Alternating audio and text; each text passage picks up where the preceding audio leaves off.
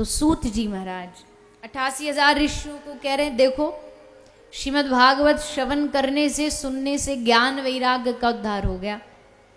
तो सोचो कितनी कीमती है, अमूल्य है ये भागवत। ऋषियों ने कहा महाराज हमारी बुद्धि में तो बात बैठ गई कि भागवत से कितना कल्याण हो जाता, पर महाराज ये कलयुग है, ये कलयुग के लोग बड़े चतुर चालाक हैं। इनको 1000 बार जब तक प्रमाण प्रमाण प्रूफ नहीं दोगे तब तक मानने वाले नहीं है। कह देंगे कि चलो ज्ञान वैराग का उद्धार भागवत ने कर दिया तो कौन बड़ी बात कर दी। अरे कलयुग में तो पापी बढ़ेंगे, पापियों का उद्धार करे तो माने। तो सूत जी ने कहा लो तो सुनो एक पापी का उदाहरण। धुंधकारी पापियों का सिरमोर इतने पाप करता था कि इसके पापों की कोई गिनती नहीं थी। आत्मदेव महाराज उनकी कथा सुनाई। एक बड़े ही सुंदर ब्राह्मण थे आत्मदेव जी। इनकी पत्नी धुंधली देवी ये बड़े विचित्र स्वभाव की थी, क्योंकि धुंधली बुद्धि को कहा जाता है और बुद्धि विचित्र स्वभाव की होती है। सबकी बुद्धि, तुम कहोगे बुद्धि को चलो राइट, ये जाएगी लेफ्ट। तुम कहोगे यहां झांकना मना है तो जरूर झांक के देखेगी। ये ऐसी कौन सा यहाँ खजाना दबा है जो झांकना मना है।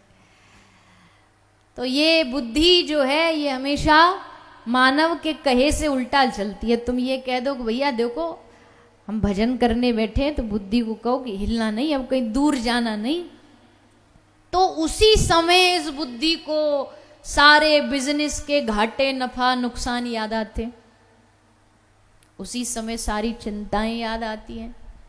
स्मरण करने बैठे भगवान का चिंतन चल रहा है दुनिया का। तो धुंधली मतलब उल्टा बुद्धि, उल्टा कार्य करने वाली।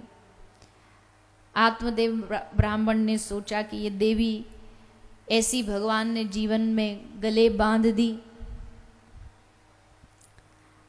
देखो पत्नी 2 तरह की होती है। माताओं की संख्या ज्यादा इसलिए ज्यादा नहीं सुनाऊंगी, पर नहीं सुनाऊंगी तो फिर मुझे भी, मेरे भी वो मन में चलता रहेगा, भागता रहेगा। पत्नी 2 तरह की होती है। एक होती है धर्म पत्नी, ये तो सबने सुना ही होगा जी भाई, धर्म में मदद करती है जब आवश्यकता होती है, धर्म में हमारी संगनी बनती है, सहभागिनी बनती है।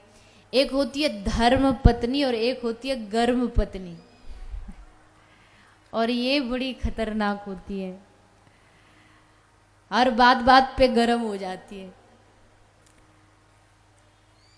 तुम्हारे लिए चाय लेकर के आई, अब चाय थोड़ी ठंडी थी, अगर इतना बोल दिया ना चाय ठंडी है थोड़ी गर्म कर दो, तो चाय तो गर्म होगी नहीं होगी पर खुद गर्म हो जाएगी। इसलिए लाए थे, नौकरानी बनाने लाए थे। पर मुझे लगता भयंदर में तो पहली वाली ज्यादा होंगी, गर्म पत्नी तो नहीं होंगी। अपने आप ही अपनी बड़ाई, अपनी ताली खुद ही, इधर से कोई ताली नहीं आ रही। मजा तो तब आए ना जब इधर वाले ताली बजाए, बोले हाँ सही कह रहे हो, अपनी ताली खुद ही बजा लेंगे हम। एक किसी ने कहा कि भारतीय पुरुष का जीवन कभी भी ये डायलॉग सुने बिना पूरा नहीं होता। कोई ना कोई लड़ाई में, झगड़े में माता एक बार तो जीवन में जरूर बोलती है कि भगवान को धन्यवाद दो जो इतनी सीधी बीवी मिली। और बेचारा पूरी रात इसी चक्कर में सोच में रहता है कि ये सीधी है भगवान, तो फिर टेढ़ी कैसी होती होगी। खैर ये सब ऐसे आपको हंसाने के लिए है, पर धुंधली का स्वभाव है विपरीतात्मक बुद्धि, उल्टा चलने वाली। आत्मदेव मतलब आत्मा, आत्मा भगवान से प्यार करती है पर बुद्धि बीच में रुकावट बनती है। धुंधली घर में कोई संतान नहीं थी, आत्मदेव बड़े दुखी थे। एक दिन इतने दुखी हो गए कि शरीर त्याग करने चले गए, पर वहां मिल गए एक साधु। साधु ने कहा, बेटा इतना कीमती शरीर और तू संसार की एक कामना पूरी नहीं हो रही, उसके लिए तू इस शरीर को त्याग रहा। ये तो ऐसा हो गया कि तुमने खूब 1 घंटा मेहनत करके बढ़िया भोजन बनाया, खीर बनाई, पूरी कचौड़ी बनाई, सब्जी बनाई, उसमें मिर्च मसाला डाला, और जब वो पूरा भोजन तैयार हो गया थाली में रखा और उसको लेकर के डस्टबिन में डाला है। मानव जीवन इतने बड़े भाग्य से मिलता है और तुम उसको जरा सी कोई जीवन की अनुकूल परिस्थितियां आ जाए और जाकर के शरीर को ऐसे व्यर्थ में बहा देते हो। फांसी पे लटक गए, ट्रेन के सामने आ गए, जहर खा लिया। इसका मतलब तुमने भगवान का अपमान किया। भगवान ने इतनी कीमती चीज तुम्हें दी, मानव शरीर। अरे नई जीवन में कोई कुछ किसी से कुछ बन पा रहा है, किसी से मन नहीं मिल पा रहा है, परिस्थितियां खराब हैं, दूर हो जाओ। पर इतनी कीमती शरीर को मिटा देना, वो भी संसार की लौकिक इच्छाओं के लिए। पुत्र चाहिए ना, बेटा चाहिए। हाँ प्रभु, आप संत हैं, आप कृपा करो। संत ने कहा, देखो भैया हमको चमत्कार की गारंटी नहीं लेते, पर हाँ तू दुखी है इसलिए भगवान से निवेदन जरूर कर देंगे, भगवान इस बालक पर कृपा कर देना। कोई संत कभी भी ना तुम्हारी इच्छा पूर्ति के लिए कुछ चमत्कार करके तुम्हारा जीवन परिवर्तित कर दूंगा ऐसी गारंटी नहीं लेता। वो साधु नहीं है। वो भगवान से निवेदन कर सकता है कि प्रभु इसका कल्याण कर दो, बेचारा रो रहा है, परेशान है। तो जा एक फल दिया, अपनी पत्नी को खिला, भोग लगा के आके दे दिया फल धुंधली को। पर धुंधली देवी तो विपरीत बुद्धि, उल्टा सीधा सोच रही है, गर्भ धारण करने के बाद तो इतने सारे कष्ट पीड़ा मैं कैसे सहन करूंगी। उसकी एक बहन आ गई। बुद्धि गलत सोचती है तो बुद्धि का सहयोग देने कौन संग में खड़ा हो जाता है? मन। बुद्धि गलत काम करती है तो मन कहता, हाँ हाँ तू एकदम सही चल रही है, जो कर रही है सही, आगे बढ़, हम हैं तेरे साथ में। और जब मन और बुद्धि दोनों आपस में पार्टनरशिप कर लेते हैं ना, जब दोनों की संधि हो जाती है, फिर ये आत्मदेव को यानी आत्मा को धोखा देते, फिर आत्मा भटकती है, फिर 84 के चक्कर में ये आत्मा भटकती रहती है।